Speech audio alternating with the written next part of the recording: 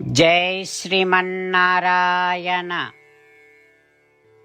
శ్రీమద్భగవద్గీత 13వ అధ్యాయము క్షేత్రజ్ఞ విభాగయోగము 7వ శ్లోకము.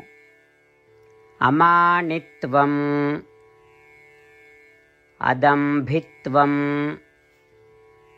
అహింసా క్షాంతిరార్జవం ఆచార్యోపాసనం శౌచం స్థైర్యం ఆత్మవినిగ్రహః.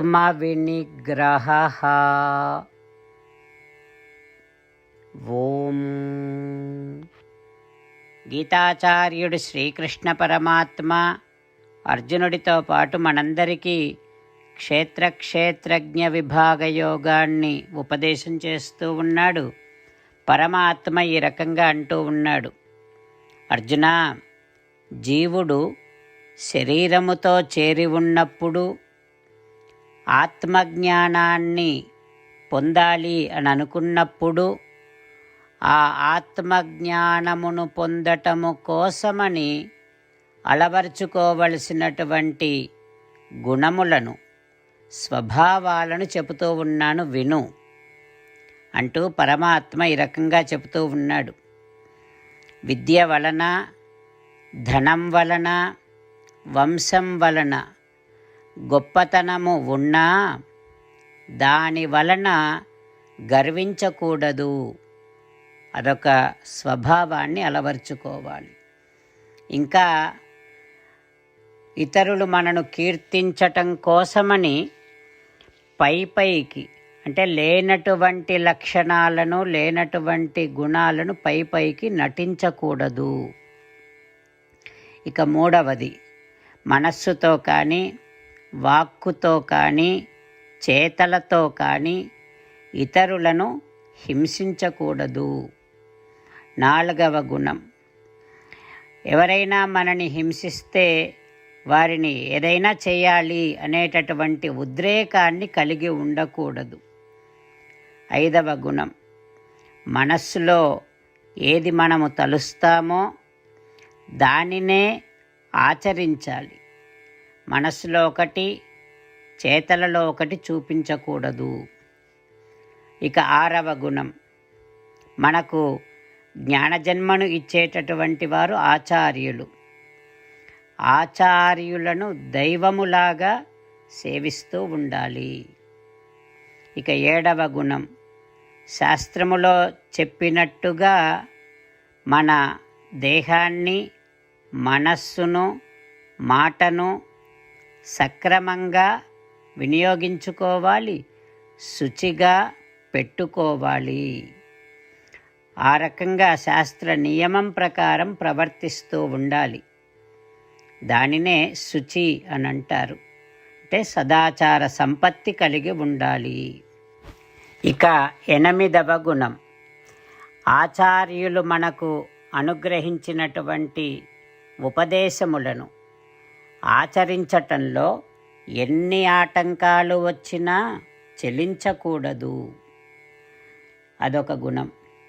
ఇక 9వ గుణం, మన జ్ఞానాన్ని, మన వివేకాన్ని పాడు చేసేటటువంటి విషయాల నుండి మనస్సును వెనక్కి తీసుకొని వచ్చి మనస్సును మన ఆధీనంలో పెట్టుకోవాలి. మనోనిగ్రహాన్ని కలిగి ఉండాలి. ఈ రకంగా శ్రీకృష్ణ భగవానుడు మనము అలవరుచుకోవలసినటువంటి స్వభావ విశేషాలను తెలియచేస్తూ ఉన్నాడు. ఆ శ్రీకృష్ణ భగవానుడి ఉపదేశాన్ని మనసారా స్మరిస్తూ పరమాత్మ చెబుతూ ఉన్నటువంటి గుణములను, స్వభావములను మనలో సంస్కరించుకునేటటువంటి ప్రయత్నము నిరంతరము కొనసాగిస్తూ పరమాత్మ పలికిన పలుకులను అదేవిధంగా పలికే ప్రయత్నం చేద్దాం. అమానిత్వం అదంభిత్వం అహింసా క్షాంతిరార్జవం ఆచార్యోపాసనం శౌచం స్థైర్యం ఆత్మవినిగ్రహః అంతేకాకుండా మనం ప్రతిరోజు శ్రీమన్నారాయణుడికి ఒక 8 పనులు చేస్తాం అని మాట ఇద్దాం. ఎందుకంటే శ్రీకృష్ణ భగవానుడు 18వ అధ్యాయములో 65 నుండి 70వ శ్లోకాల ద్వారా శ్రీమద్భగవద్గీత అంతటికీ సారభూతముగా మనకు 8 పనులు చేయమని చెప్పాడు. అలా చేస్తే చాలు, నేను మిమ్మల్ని అన్ని విధాలుగా రక్షిస్తా అని ప్రమాణపూర్వకముగా ప్రతిజ్ఞ కూడా చేశాడు. అందుకని శ్రీమద్భగవద్గీతను అంతటినీ విన్న తర్వాత అర్జునుడు కూడా చివరకు కరిష్యే వచనం తవ, కృష్ణ నువ్వు చెప్పినట్టే చేస్తా అని అన్నాడు. కనుకనే భగవానుడు అర్జునుడికి అన్ని విధాల విజయాన్ని అందించాడు. మనం కూడా ప్రతిరోజు శ్రీమన్నారాయణుడికి ఆ రకంగానే మాట ఇద్దాం. 8 పనులు చేస్తాం అని మనము మాట ఇస్తే అది అష్టాక్షరీ మహామంత్ర జపము చేసినటువంటి ఫలితాన్ని మనకు ప్రతిరోజు ఇస్తుంది. ఇట్లా మాట ఇవ్వటం కంటే గొప్ప పూజ, యజ్ఞము, తపస్సు మరొక్కటి లేనే లేదు. అందుకని నేను అంటూ ఉంటాను, మీరు మనస్సులో భావిస్తూ ఉండండి. ఈ రకంగా మనము మాట ఇస్తూ ఉంటే శ్రీకృష్ణ భగవానుడి ముఖారవిందములో కలిగేటటువంటి ఆనందాన్ని మనం ప్రతిరోజు దర్శిద్దాం, ఆస్వాదిద్దాం. జై శ్రీమన్నారాయణ. హో శ్రీమన్నారాయణ, నువ్వు చెయ్యమన్నట్టే నేను నిన్నే సంతతము ధ్యానము చేస్తూ ఉంటా. హో శ్రీమన్నారాయణ, నువ్వు చెప్పినట్టే నేను నీ భక్తుడిగానే ఉంటా. హో శ్రీమన్నారాయణ, నువ్వు చెయ్యమన్నట్టే నేను నా విధులను, కర్తవ్యాలను నీ సేవగా, నీ తృప్తి కోసమనే సక్రమంగా నిర్వర్తిస్తూ ఉంటా. హో శ్రీమన్నారాయణ, నువ్వు చెప్పినట్టే నేను నీవాడిని అనే మహావిశ్వాసముతో నీకే నమస్కరిస్తూ ఉంటా. హో శ్రీమన్నారాయణ, మామేకం శరణం వ్రజ, నన్ను ఒక్కడిని మాత్రమే శరణు వేడుకో అని నువ్వే అన్నావు కనుక నేను నిన్ను ఒక్కడిని మాత్రమే శరణు వేడుకుంటా. హో శ్రీమన్నారాయణ, మా శుచః, ఇక దుఃఖించకు అని నువ్వే నాకు భరోసా ఇస్తున్నావు కనుక నేను ఇక దుఃఖించను. హో శ్రీమన్నారాయణ, నువ్వు చెప్పినట్టే నువ్వు నా కోసమని అనుగ్రహించినటువంటి శ్రీమద్భగవద్గీతను ప్రతిరోజు కనీసము ఒక్క శ్లోకాన్నైనా జ్ఞాపకం చేసుకుంటూ శ్రీమద్భగవద్గీతను అనుసంధానము చేస్తూ ఉంటా.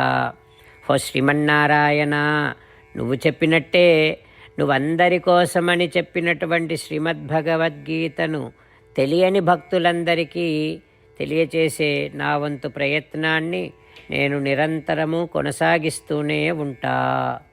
హో శ్రీమన్నారాయణ, నేను నువ్వు చెప్పినట్టే చేస్తా, నీకు నచ్చినట్టే ప్రవర్తిస్తా, నీకోసమే పని చేస్తూ ఉంటా. కరిష్యే వచనం తవ. అమానిత్వం, అదంభిత్వం,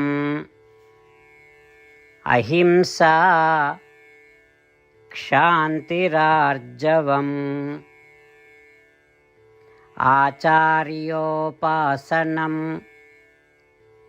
శౌచం, స్థైర్యం, ఆత్మవినిగ్రహః. ఓం.